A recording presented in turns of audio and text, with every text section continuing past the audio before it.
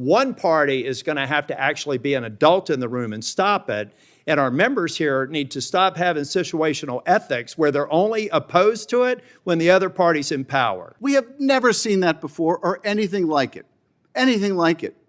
And generic statements, oh, they all do it, is simply not the case. I mentioned yesterday that I'm disturbed with the political physics going on today. If you think about the Obama administration, they had vindictive prosecutions. President Trump came in, more or less matched up on some of it.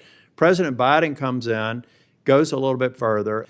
Am I wrong, or am I perceiving a continued escalation of prosecutions, that some of which really, because of the way that they're being adjudicated, they're not being successful? It just seems to me that we're like shooting, shoot, ready, aim on some prosecutions. And I'm not only talking about the current Trump administration. I'm going back to the Obama era. Do you agree with me that there seems to be a trend that each administration, we seem to be upping it of late? I'm not sure I could quantify any disenchantment. Okay, that's okay. I believe that's fine. I believe I think partisanship. Yeah. And no, that's okay, Mr. Ashcroft, because I'm going to live up to my promise to yield back some time. My point, I'm a management consultant. I'm not an attorney. I'm not a prosecutor. I'm not a law enforcement officer. But I deal with facts and empirical data pretty well. I guarantee you, I can give you a list of cases and a list of investigations, a list of vindictive audits. And every year, it's like from 2008 to 2012 to 2016 to 2020 and 2024, one party is going to have to actually be an adult in the room and stop it. And our members here need to stop having situational ethics where they're only opposed to it when the other party's in power. Remember that Holder said he was a wingman for President Obama. That's exactly right, Mr. Chair. And anybody who comes up here and steps up on their pulpit, and then all of a sudden I can go back and see of record the absolute silence of Democrats when Biden and Obama did the same thing. I'd love to see a Democrat who has taken the position that I have with an administration that shares my jersey, because that's the only way this nonsense stops. And I don't subscribe to what I think is a false equivalence. We've never seen a president behave this way, where he openly and privately calls on the Attorney General to prosecute his enemies. And I want to ask you about that, Mr. Ashcroft, because Mr. Blanche has said that he believes the president has both the right and the duty to use the Justice Department to go after his enemies. Do you subscribe to that view? Thank you, Senator. I believe that the Attorney General of the United States has the right and responsibility to enforce the law uniformly. And if the law has been broken by the president's enemies, he has a duty. They do not become exempt from following the law merely by their enmity to the President of the United States. As a matter of fact, the people who break the law are in enmity with the people of the United States, whose expression of what is the law has been developed in this body and the Congress of the United States. So we used to call people who break the law public enemies. Well, Mr. So my view is that whether a person has been a political supporter or not of the President of the United States is not the determining factor regarding prosecution. It's whether a person has violated the law, and in enforcing the law, the Attorney General is carrying out the will expressed in the Congress. Mr. Attorney General, you realize, having sat here, my time is very limited.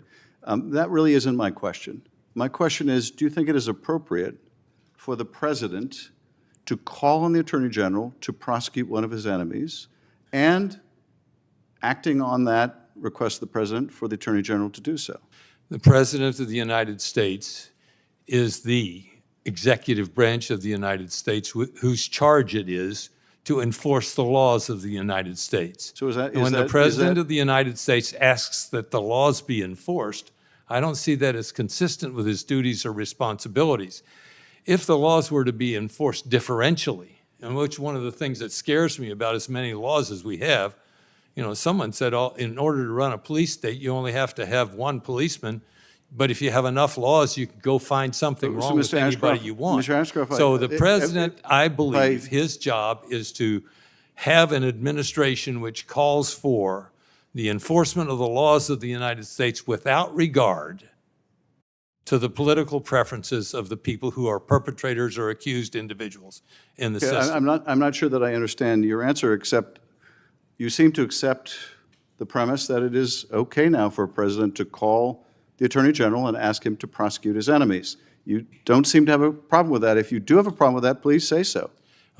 I believe the president needs to be an advocate of strong law enforcement. Okay, that is, and Mr. that Ashcroft, includes with respect, enemies of his. with respect, Mr. Attorney General. If an enemy of the president goes out and conducts a violent crime, it's nothing wrong with the president calling the Attorney General and saying, I hope you do something about this violent crime. And if the president's enemy takes a photo of seashells, you think it's appropriate to prosecute them? If senators make a video stating the plain law and Constitution that you can disobey an illegal order, you think it's okay for the president or others to call on them to be prosecuted?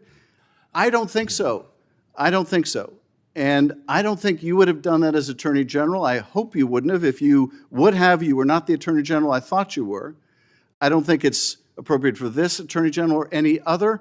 And I don't remember seeing, notwithstanding the false equivalence I hear expressed so many times from my colleagues in this committee, I don't remember any Democratic president calling the Attorney General and saying, you need to prosecute him, and you need to prosecute her, and you need to prosecute them, and you need to go after this organization. We have never seen that before or anything like it.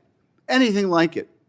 And generic statements, oh, they all do it, is simply not the case. And by making that argument, it just further erodes the wall of independence that I'm sure, Attorney General, you remember after Watergate, when because of the abuses of President Nixon, there was an effort to make the Justice Department independent from the White House, not completely independent in the sense that the president couldn't set general priorities. I want you to emphasize these cases and these cases, whether it's immigration cases or drug cases.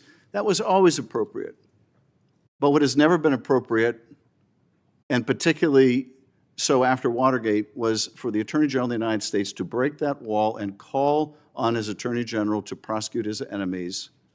And I would say even without any basis to do so. And this Justice Department has been willing to do so and has gone before grand juries, and we have never, I think, seen the likes of this either in these high-profile cases where the grand jurors, in some cases to a person, have refused an indictment. How often did you have that happen to you, Mr. Attorney? Last question I'll ask you. How often, Mr. Attorney General, did you seek an indictment as a prosecutor and have not a single grand juror vote to indict? Did that ever happen to you? I don't know. I just don't know. I thank you, Mr. Chairman. Senator